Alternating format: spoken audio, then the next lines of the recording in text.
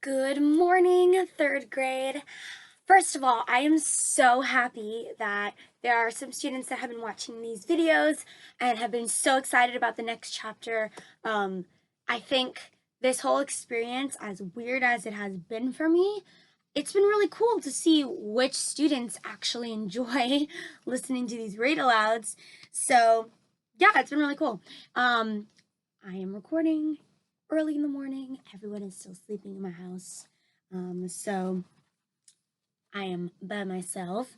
So no little siblings to entertain, but we are on chapter 20 of the BFG, and I was looking in the book and I was like, oh my goodness, we are so close to being over. So who knows? Maybe Miss Gala will finish the whole book today. I don't know. We'll see.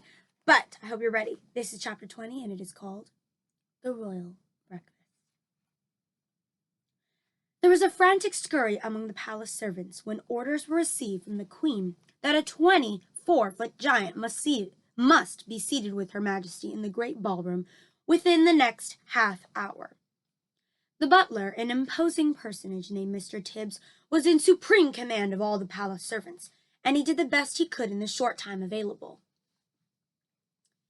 A man does not rise to become the queen's butler unless he is gifted with extraordinary ingenuity, adaptability, versatility, dexterity, cunning, sophistication, sagacity, discretion, sorry if I pronounced that wrong, and a host of other talents that neither you nor I possess. Mr. Tibbs had them all. He was in the butler's pantry sipping an early morning glass of light ale when the order reached him. In a split second he had made the following calculations in his head. If a normal 6-foot man requires a 3-foot high table to eat off, a 24-foot giant will require a 12-foot high table. And if a 6-foot man requires a chair with a 2-foot high seat, a 24-foot giant will require a chair with an 8-foot high seat. Wow, mathematician. Everything, Mr. Tibbs told himself, must be multiplied by 4. 2 breakfast eggs must become 8. 4 rashers of bacon must become 16. 3 pieces of toast must become 12, and so on. These calculations about food were immediately passed on to Monsieur Papillon, the royal chef. Mr. Tibbs skimmed into the ballroom — butlers don't walk, they skim over the ground — followed by a whole army of footmen. The footmen all wore knee breeches, and every one of them displayed beautifully rounded calves and ankles. There is no way you can become a royal footman unless you have a well-turned ankle. It is the first thing they look at when you were interviewed. Good to know. Push the grand piano into the center of the room, Mr. Tibbs whispered. Butlers never raised their voices above the softest whisper. 4 footmen moved the piano. Now fetch a large chest of drawers and put it on top of the piano, Mr. Tibbs whispered. 3 of the footmen fetched a very fine Chippendale mahogany chest of drawers and placed it on top of the piano. That will be his chair, Mr. Tibbs whispered. It is exactly 8 feet off the ground. Now we shall make a table on which this gentleman may eat his breakfast in comfort. Fetch me 4 very tall grandfather clocks. There are plenty of them around the palace, and each clock be 12 feet high. 16 footmen spread out around the palace to find the clocks. They were not easy to carry and required 4 footmen to each one. Place the 4 clocks in a rectangle 8 feet by 4 alongside the grand piano, Mr. Tibbs whispered. The footmen did so. Now, fetch me the young prince's ping-pong table, Mr. Tibbs whispered. The ping-pong table was carried in. Unscrew its legs and take them away, Mr. Tibbs whispered. This was done. Now, place the ping-pong table on top of the 4 grandfather clocks, Mr. Tibbs whispered. To manage this, the footmen had to stand on step-ladders. Mr. Tibbs stood back to survey the new furniture. None of it is in the classic style, he whispered, but it will have to do. He gave orders that a damask tablecloth should be draped over the ping-pong table, and in the end it looked really quite elegant after all. And there's a picture of the footman carrying the clock. Can you guys see Mr. Tibbs?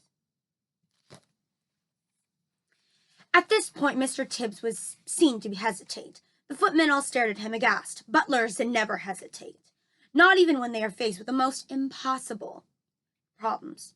It is their job to be totally decisive at all times. Knives and forks and spoons, Mr. Tibbs was heard to mutter. Our cutlery will be like little pins in his hands. But Mr. Tibbs didn't hesitate for long.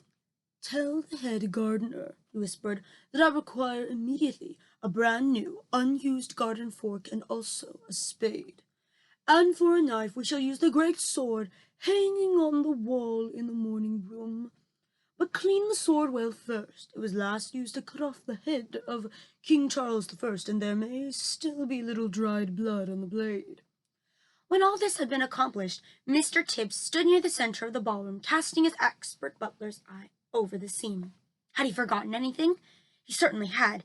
What about a coffee cup for the large gentleman? Ooh, you cannot forget coffee. Fetch me, he whispered, the biggest jug you can find in the kitchen. A splendid 1-gallon porcelain water jug was brought in and placed on the giant's table beside the garden fork, and the garden spade, and the great sword. So much for the giant. Mr. Tibbs then had the footman move a small, delicate table and 2 chairs alongside the giant's table. This was for the queen and for Sophie. The fact that the giant's table and chair towered far above the smaller table simply could not be helped. All these arrangements were only just completed when the queen, now fully dressed in a trim skirt and cashmere cardigan, entered the ballroom holding Sophie by the hand. A pretty blue dress that had once belonged to one of the princesses had been found for Sophie, and to make her look prettier still, the queen had picked up a superb sapphire brooch from her dressing table and had pinned it on the left side of Sophie's chest. The big friendly giant followed behind them, but he had an awful job getting through the door. He had to squeeze himself through on his hands and knees, with 2 footmen pushing him from behind and 2 pulling from the front. But he got through in the end. Whew, can you imagine that? What a sight! He had removed his black cloak and got rid of his trumpet, and was now wearing his ordinary simple clothes. As he walked across the ballroom, he had to stoop quite a lot to avoid hitting the ceiling. Because of this, he failed to notice an enormous crystal chandelier. Crash went his head right into the chandelier. A shower of glass fell upon the poor PFG. Gunghammers and bogswinkles, he cried. What was that? It was Louis XV, the queen said, looking slightly put out. He's never been in a house before, Sophie said. Mr. Tibbs scowled. He directed 4 footmen to clear up the mess. Then, with a disdainful little wave of the hand, he indicated to the giant that he should seat himself on top of the chest of drawers on top of the grand piano. And there is a picture, as you can see, of the BFG with the chandelier hitting his head. Poor BFG, he must be so out of his element. What a fizz-whizzing, flush-bunking seat, cried the BFG. I is going to be bug as a snug in a rug up here. Does he always speak like that? The queen asked. Quite often, Sophie said. He gets tangled up with his words. The BFG sat down on the chest of drawers piano and gazed in wonder around the great ballroom. By gumdrops, he cried, what a spiffling, wopsy room we is in. It is so gigantic, I is needing oracular telescopes to see what is going on at the other end. Footmen arrived carrying silver trays with fried eggs, bacon, sausages, and fried potatoes. At this point, Mr. Tibbs suddenly realized that in order to serve the BFG at his 12-foot-high grandfather clock table, he would have to climb to the top of one of the tall step ladders. What's more, he must do it balancing a huge warm plate on the palm of one hand and holding a gigantic silver coffee pot in the other. A normal man would have flinched up at the thought of it, but good butlers never flinch. Up he went, up and up and up, while the queen and Sophie watched him with great interest. It is possible they were both secretly hoping he would lose his balance and go crashing to the floor, but good butlers never crash. At the top of the ladder, Mr. Tibbs, balancing like an acrobat, poured the BFG's coffee and placed the enormous plate before him. On the plate, well, let me show you, first of all, there is the BFG And as you can see, there's the Queen and Sophie. You guys see the butler going up those stairs. On the plate, there were 8 eggs, 12 sausages, 16 rashers of bacon, and a heap of fried potatoes. "What is this, please, your Magister?" the BFG asked, peering down at the Queen. He has never eaten anything except snodscumbers before in his life, Sophie explained. They taste revolting. They don't seem to have stunted his growth, the Queen said. The BFG grabbed the garden spade and scooped up all the eggs, sausages, bacon, and potatoes in one go and shoveled them into his enormous mouth. "By goggles!" he cried. "This stuff is making snodscumbers taste like Swatch Wallop." The Queen glanced up, frowning. Mr. Tibbs looked down at his toes and his lips moved in silent prayer. "That was only one titchy little bite," the BFG said. "Is you having any more of this delicious grubble in your cupboard, Magister?" "Tibbs," the Queen said, showing true regal hospitality, "fetch the gentleman another dozen fried eggs and a dozen sausages." Mr. Tibbs swam out of the room, muttering unspeakable words to himself and wiping his brow with a white handkerchief. The BFG lifted the huge jug and took a swallow. "Ouch!" he cried, blowing a mouthful across the ballroom. "Please, what is this horrible swig pill I is drinking, Magister?" "It's coffee," the Queen told him, "freshly roasted." "It's filsome!" the BFG cried out. "Where is the frab scuttle?" "The what?" the Queen asked. "Delumptious, frizzy frab scuttle," the BFG answered. "Everyone must be drinking frab scuttle with breakfast, Magister.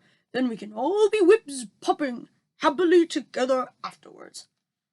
"What does he mean?" the Queen said, frowning at Sophie. "What is whiz-popping?" Sophie kept a very straight face. "A BFG," she said. "There is no frabscuttle here, and whiz-popping is strictly forbidden." "What?" cried the BFG. "No frabscuttle, no whiz-popping, no glumptious music, no boom-boom?" "Absolutely not," Sophie told him firmly. "If he wants to sing, please don't stop him," the Queen said. "He doesn't want to sing," Sophie said. "He said he wants to make music," the Queen went on. "Shall I send for a violin?" "No, Your Majesty," Sophie said. "He's only joking." A sly little smile crossed the BFG's face. "Listen," he said, peering down at Sophie. "If there isn't having any frabscuttle here in the palace, I can still go whiz-popping perfectly well without it if I is trying hard enough." "No!" cried Sophie. "Don't! You're not to! I beg you!" "Music is very good for the digestion," the Queen said. "When I'm up in Scotland, they play the bagpipes outside the window while I'm eating. Do you play something?" "I has Her Majesty's permission!" cried the BFG, and all at once he let fly with a whiz-popper that sounded as though a bomb had exploded in the room. And if you guys haven't figured out by now what a whiz-popper is, he farted in front of the Queen. The Queen jumped. "Whoopee!" shouted the BFG. "That is better than bagpipes, is it not, Magister?" It took the Queen a few seconds to get over the shock. "I prefer the bagpipes," she said, but she couldn't stop herself smiling. During the next 20 minutes, a whole relay of footmen were kept busy, hurrying to and from the kitchen, carrying third helpings and fourth helpings and fifth helpings of fried eggs and sausages for the ravenous and delighted BFG. When the BFG had consumed his 72nd fried egg, Mr. Tibbs sidled up to the Queen. He bent low from the waist and whispered in her ear. "The chef sends his apologies, Your Majesty, and he says he has no more eggs in the kitchen." "What's wrong with the hens?" the Queen said. "Nothing's wrong with them, Your Majesty," Mr. Tibbs whispered. "Then tell them to lay more," the Queen said. She looked up at the BFG. "Have some toast and marmalade while you're waiting," she said to him. "The toast is finished," Mr. Tibbs whispered, "and the chef says there's no more bread." "Tell him to bake more," the Queen said. While all this was going on, Sophie had been telling the queen everything, absolutely everything about her visit to Giant Country. The queen listened, appalled. When Sophie had finished, the queen looked up at the BFG, who was sitting high above her. He was now eating a sponge cake. "Big friendly giant," she said, "last night those man-eating brutes came to England. Can you remember where they went the night before?" The BFG put a whole round sponge cake into his mouth and chewed it slowly while he thought about this question.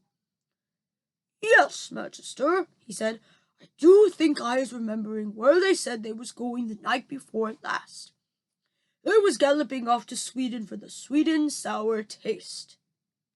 "Fetch me a telephone," the queen commanded. Mr. Tibbs placed the instrument on the table. The queen lifted the receiver. "Get me the King of Sweden," she said. "Good morning," the queen said. "Is everything all right in Sweden?" "Everything is terrible," the King of Sweden answered. "There is panic in the capital. 2 nights ago, 26 of my loyal subjects disappeared. My whole country is in a panic." "Your 26 loyal subjects were all eaten by giants," the queen said. "Apparently they like the taste of Swedes." "Why do they like the taste of Swedes?" the king asked. "Because the Swedes of Sweden have a sweet and sour taste. So says the BFG, the queen said. "I don't know what you're talking about," the king said, growing testy. "It's hardly a joking matter when one's loyal subjects are being eaten like popcorn."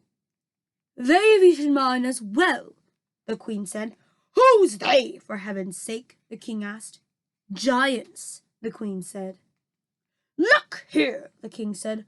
"Are you feeling all right?" "It's been a rough morning," the queen said. "First I had a horrid nightmare, then the maid dropped my breakfast, and now I've got a giant on the piano." "You need a doctor, quick," cried the king. "I'll be all right," the queen said. "I must go now. Thanks for your help." She replaced the receiver. "Your BFG is right," the queen said to Sophie. "Those 9 man-eating brutes did go to Sweden." "It's horrible," Sophie said. "Please stop them, Your Majesty." "I'd like to make one more check before I call out the troops," the queen said. Once more she looked up at the BFG. He was eating donuts now, popping them into his mouth 10 at a time like peas. "Think hard, BFG," she said. "Where did those horrid giants say they were galloping off to 3 nights ago?" The BFG thought long and hard. "Oh, ho!" he cried at last. "Yes, I is remembering." "Where?" asked the queen. "One was off to Baghdad," the BFG said, "as they is galloping past my cave, flesh lump eaters waving his arms and shouting at me, 'I is off to Baghdad, and I is going to Baghdad, and Mum and every one of their 10 children as well.'" Once more the queen lifted the receiver. "Get me the Lord Mayor of Baghdad," she said. "If they don't have a Lord Mayor, get me the next best thing." In 5 seconds a voice was on the line. "Here is the Sultan of Baghdad speaking," the voice said. "Listen, Sultan," the queen said. "Did anything unpleasant happen in your city 3 nights ago?" "Every night unpleasant things are happening in Baghdad," the Sultan said. "We are chopping off people's heads like you are chopping parsley." "I've never chopped parsley in my life," the queen said. "I want to know if anyone has disappeared recently in Baghdad." "Only my uncle Caliph Harun al-Rashid," the Sultan said. "He disappeared from his bed 3 nights ago, together with his wife and 10 children." "There you is!" cried the BFG, whose wonderful ears enabled him to hear what the Sultan was saying to the queen on the telephone. "Flesh lump eater did that one. He went off to Baghdad and Mum and all their little kiddies." The queen replaced the receiver. "That proves it," she said, looking up at the BFG. "Your story is apparently quite true. Summon the head of the army and the head of the Air Force Immediately! And that is the end of chapter 20. We'll have to find out what happens at the end. It feels like we are very close to finishing this book. Oh my goodness. And this is usually when you would say, dun, dun, dun. Maybe I will finish the rest of the book today. See you later.